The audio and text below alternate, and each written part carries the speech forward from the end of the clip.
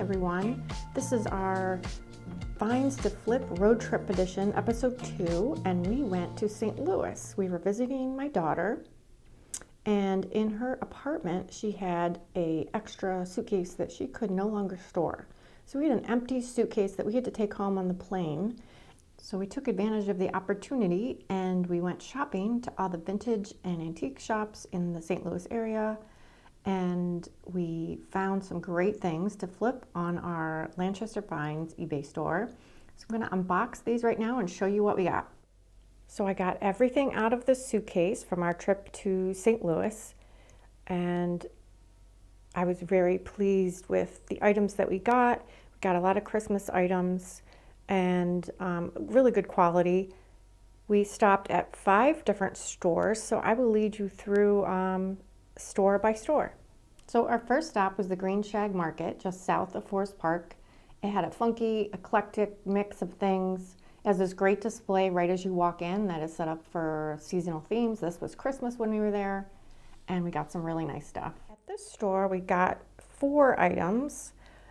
These 3 items were packaged together. This is a Kincaid house, and then the Spode ornament.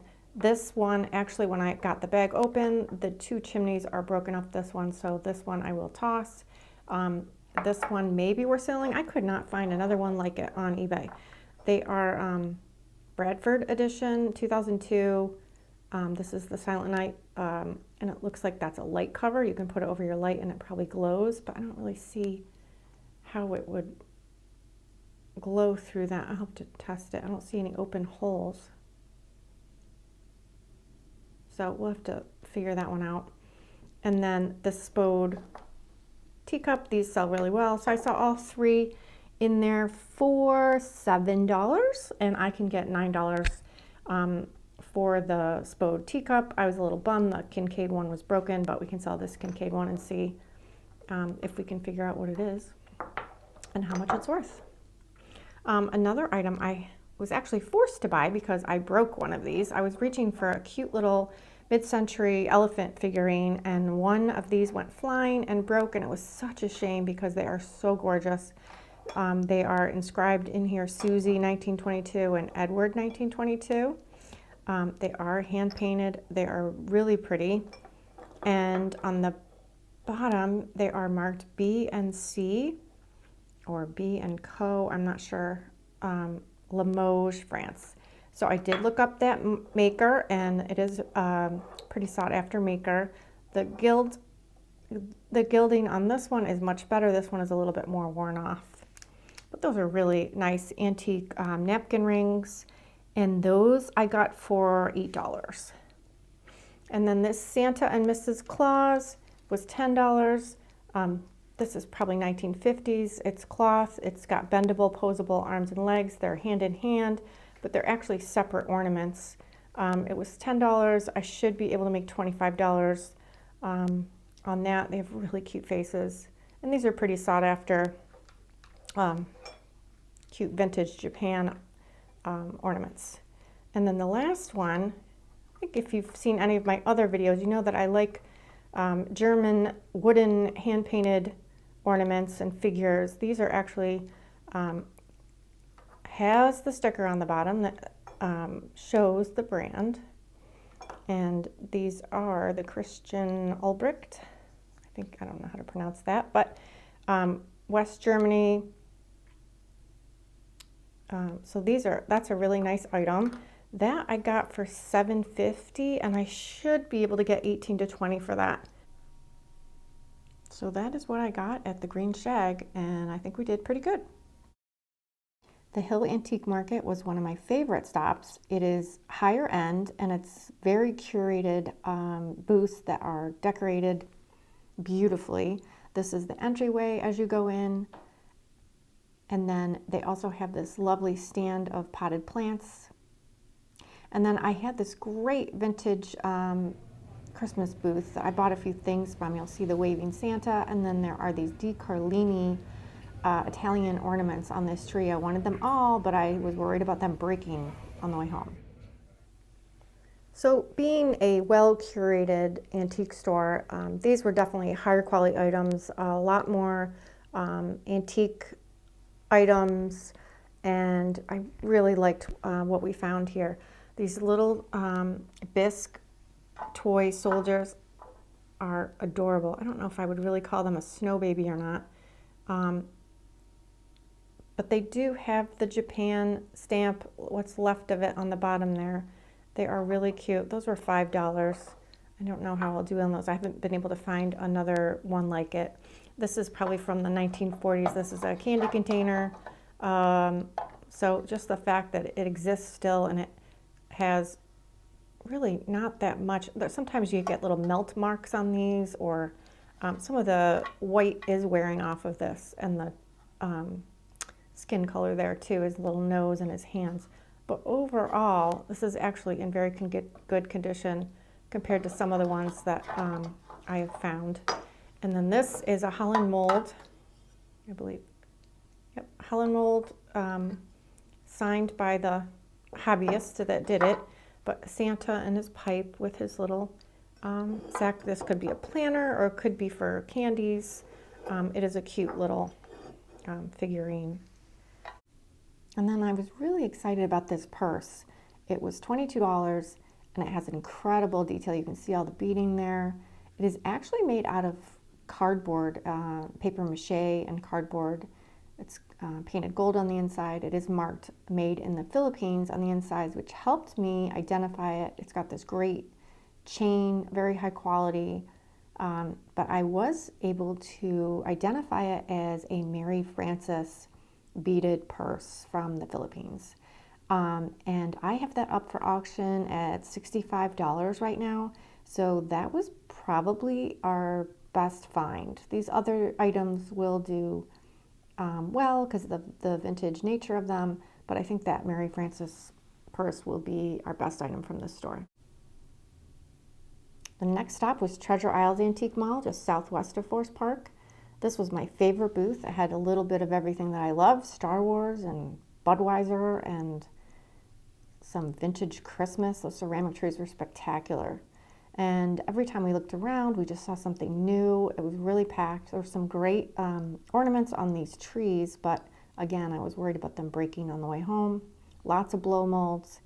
I loved this penguin ice server and the little Mack truck ashtray. You'll see it there. So this was a great booth. We had fun here. If you're a child of the 70s or 80s, it was really right up my alley. So we ended up getting 2 items from the store, and the total spend was $19. I have been on the lookout for these, and this is my first one that I found.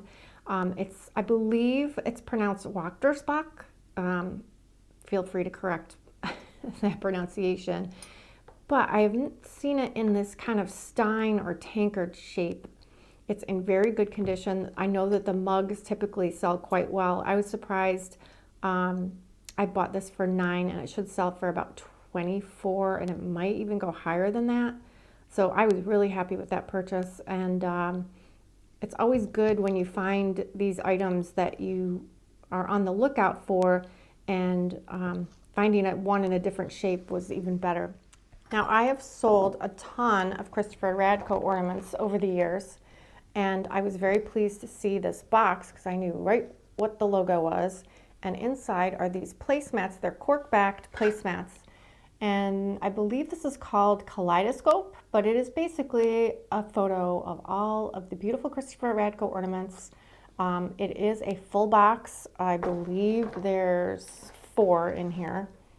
I bought this for $10, and I should be able to sell them for upwards of $50. So that was a good find. I was very excited to snag that one. Our next stop was the St. Louis Antique Mall. It's out by the airport, which is northwest of Forest Park. And we liked the mix of vintage and modern collectibles here. It was kind of more like a thrift shop. So I got a number of ornaments from the store, and there was 2 large bags of ornaments that contained kind of these Jewel Bright and the Bradford filigree UFOs. So they were all mixed up in 2 bags. I believe the bags were $8 a piece, so it was a great buy. I'm listing these 5 UFO shaped ones for, I think, starting bid of 42. And then these Jewel Bright dioramas, I was very excited when I finally opened them up that this is the 3 wise men. So there's one wise man here with his camel, and then another one in the lantern, and then another one in this other teardrop, and then the Holy Family is in this yellow teardrop. So it's a nativity set. And those can sell for a little bit better than just the regular snowman or Santa. So I should be able to get $20 to $24 for those. So that was a good find. And then the other thing that we found at this store was a German smoker. And this one was $10. And you put the incense on this little platform, and then you put the top back on, and then the smoke will come out his mouth, right where his pipe is. Now this one is a chimney sweep, so he may have originally come with a ladder. So he may be missing a part.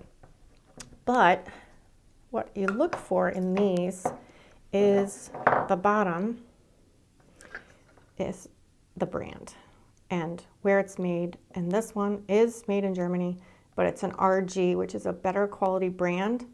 So I have seen these sell for $50 to $60. Now a normal smoker that doesn't have that brand might go for 20 to 30, depending on the subject matter and the type. The other thing is I have a stack of these Knox incense cones that go with these. There is a German store out in Mifflinburg, Pennsylvania, and when we went to the Christkindl market last year, we bought a bunch of these incense cones, and so I sell them with the smokers anytime I get a smoker. And that helps it sell, and it also helps because the people can use it. This one is baked apple, and I believe the other flavors I have downstairs are like vanilla and chocolate and gingerbread. The other thing that we found at this store, which I don't have pictured, was an Anthropologie gorgeous quilted tree skirt. So my daughter decided we had bought this one at a little thrift shop. And this was like $8. It's brand new. And she was going to use this for her tree. And then she found this gorgeous Anthropologie quilted one for $20. And we looked it up on eBay and it was valued over $100. So she kept that one and I'm going to sell this one. But I don't remember what store this came from, but it was a nice little thrift shop. And she got a bunch of artwork there and some other things. So this should, I'll definitely get my $8 back, but I should be able to sell that for about $20. It's really... So last but not least was Miriam's Switching Post. We went to this place to look for some used furniture and artwork for my daughter's apartment, and I was really happy to see the vintage Christmas and the collectibles that were in this store. So the best item I got was this beautiful hand-painted lacquer Suja candlestick that is from India, and it has this barley twist feature in the middle, and it's really quite pretty. You can see all the detail there, and also on the bottom was the original price tag from Saks Fifth Avenue, and it was an original price of $60. Now I bought this for $20, so I thought this would be a good flip. Now I have seen them on eBay. A pair of them go up to $100, so we'll see how this does. This next grouping was 5 little Santa bells, and I got those for $12, and I should get about $20 to $25 for those. And this beautiful bow sterling pin that is in the shape of a wishbone, and I paid $20 for that. I should be able to get maybe $30. And then I had these David Winter cottages that I had seen other YouTubers pick up and do fairly well on eBay. I picked these up for $3. I think one of them was $4. Maybe the thatched roof on the back was $4. And I looked them up on eBay and they just are not worth selling. They weigh a lot, cost a lot to ship. These are in really good condition, no chips, which happens a lot on these figurines, but they are not worth selling. I can maybe get $7 or $8 a piece. So unfortunately that was a bust, and they will be going to Goodwill. A trip to St. Louis would not be complete without visiting the Arch, which you saw a photo of at the beginning of this video, and a trip to the Budweiser Brewery. We went to the brewery holiday lights show, and it was a really fun event. We hope you liked this tour of the thrift and antique shops of St. Louis, and you can follow us along on Facebook, and of course you can shop us on eBay. We will put the link in the description below, and if you like this video, please like, comment, or share. Thank you.